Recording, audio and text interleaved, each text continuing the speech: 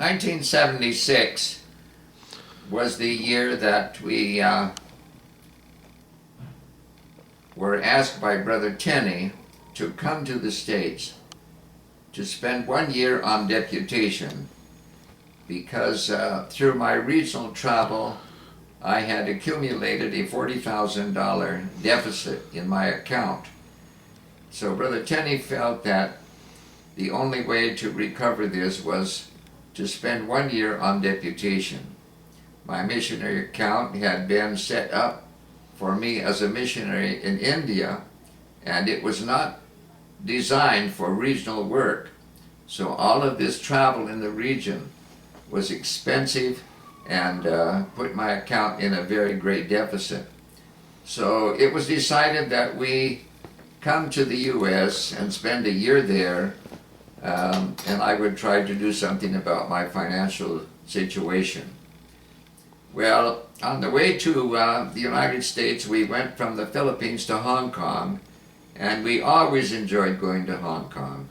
Hong Kong had become a real favorite city, and of course, traveling in the region, I would often travel in and out through Hong Kong. And I always enjoyed Hong Kong very, very much. And so with the family, it was even more enjoyable having Audrine and Stan and Loretta.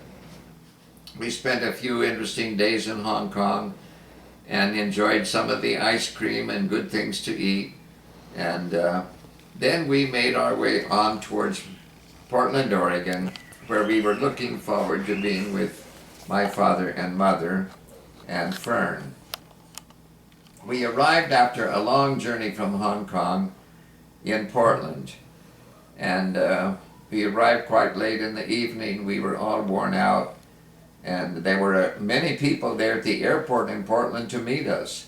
They gave us a real wonderful welcome, and so we finally came to my father and mother's house, and they had a nice bedroom arrangement for us, and it was just so thrilling to be with them again.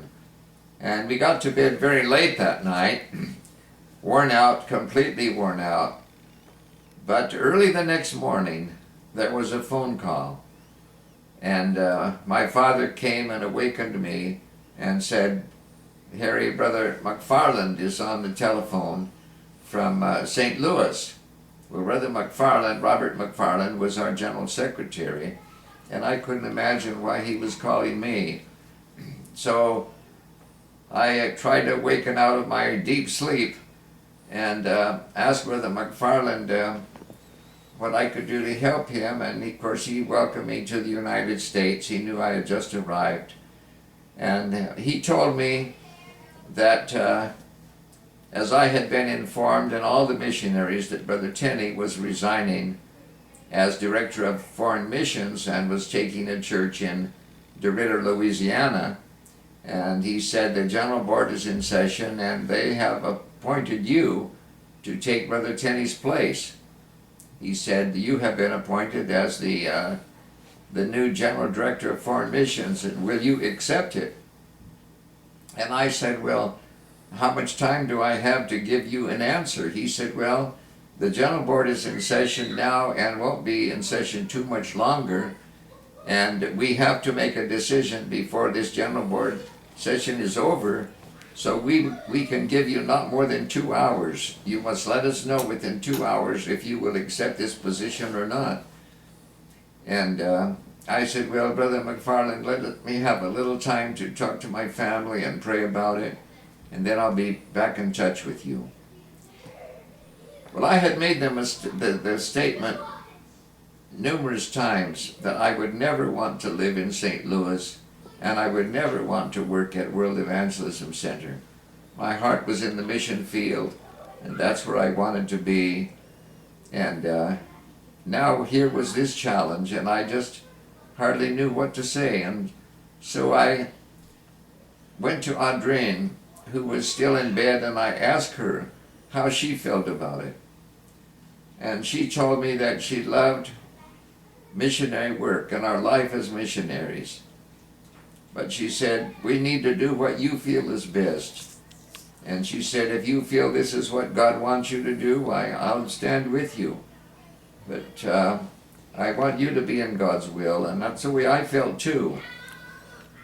And as we talked about it, I thought I would like to hear from Brother Edwin Judd, because Edwin Judd was the new Foreign Mission Secretary. So I called Brother Judd, and I asked Brother Judd, I said, Brother Judd, I've been informed by Brother McFarland that the General Board would like for me to serve as the Director of Foreign Missions. And I said, it's important for me, Brother Judd, to know how you feel. I have such respect for you.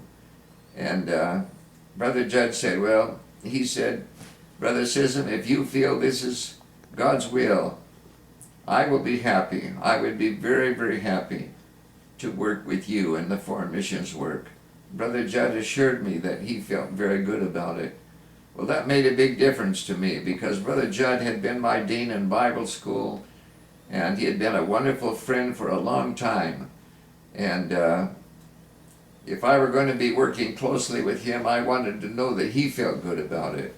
After all, he was my senior also, and I didn't want any bad feelings in this respect. But Brother Judd seemed to feel real good about my coming. So Audrey and I finally decided, if this is the way the General Board feel, they're men of God, and if they feel this is God's will, we will accept it. So we did. We informed Brother McFarland that if they felt that was the will of God, we would accept it. And then we went to Stan and Loretta and told them. When they awakened, we told them about it and asked them how they felt. And they, of course, were shocked, but the first thing they wanted to know was, does this mean that we can never go back to India?